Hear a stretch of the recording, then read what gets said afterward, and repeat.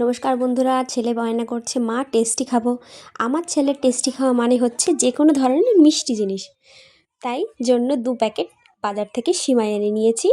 এবার সিমাইটাকে প্রথমে কড়াইতে কিছুটা পরিমাণ ঘি দিয়ে খুব ভালো করে সিমাইটা ভেজে নেব। খুব সুন্দর করে ঘি দিয়ে সিমাইটা ভেজে নেব। ভেজে সিমাইটা তুলে নেব। তারপর কড়াইতে দিয়ে দেব, আমি প্রায় 1.5 লিটার মতন দুধ নিয়েছি।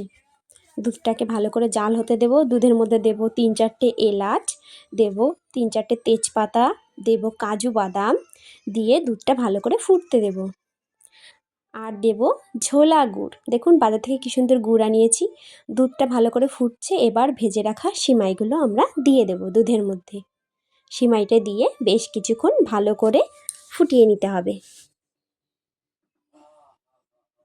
আমাদের সিমাই ফুটে গেছে, দেখুন ভালো করে সিমাইটা গলেও গেছে। আমাদের বন্ধুরা, আপনারা যখন সিমাই রান্না করবেন অবশ্যই সিমাইটা একটুখানি হালকা নামাবেন, না হলে পরে কিন্তু সিমাইটা গাঢ় হয়ে যায়। যত সিমাই ঠান্ডা হবে তত গাঢ় হয়ে যাবে।